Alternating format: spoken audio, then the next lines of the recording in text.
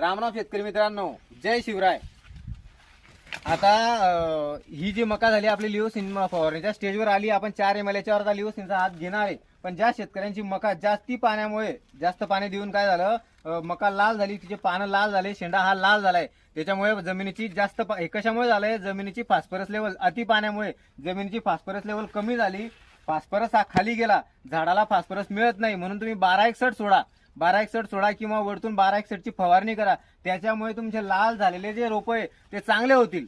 आणि विषय म्हणजे जर तुम्ही बेसल डोस टाकला नसेल तर तुम्ही कंटिन्यू वॉटर सोल्युबल हे खतं ग्रेडनुसार बदलत राहा. पहिल्यांदा अगोदर 1261, नंतर 1340-13, नंतर 13-045, नंतर 052-34 असे तुम्ही वॉटर सोल्युबल खतं सोडत राहा. ज्याने करून मका हे एक खादाड पीक आहे. आणि जेवढं तुम्ही त्याला खावाडाल, जेवढं त्याला खायला द्याल, तेवढं ते आपल्याला उत्पन्न देणार आहे. त्याच्यामुळे स्टंप पहा तुम्ही, स्टंप दाखवतो. स्टंपची जी जाडाई आहे हे महत्वाची, कारण स्टंप मोठा होणं खूप महत्वाचं आहे. आणि ESRT शेतीमध्ये शक्य आहे. टार्गेट उत्पन्न घेणं, एकरी 100 क्विंटलचं टार्गेट ठेवणं हे फक्त ESRT शेतीमध्ये शक्य आहे. ESRT शेती करत असताना ज्या वेळेस आपण नांगरणी करत नाही, हे पहा तुम्ही, हे दिसतंय का, अगोदरचं हे कपाशीचं झाड होतं, याला कट केलं आणि लगेच मका लागवड केली. बिना शून्य मशागत, बिना मेहनत करताना काहीच केलं नाही फक्त.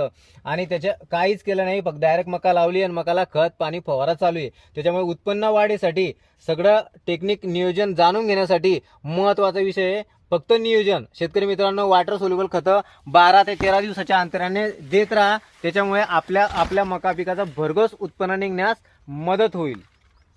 धन्यवाद.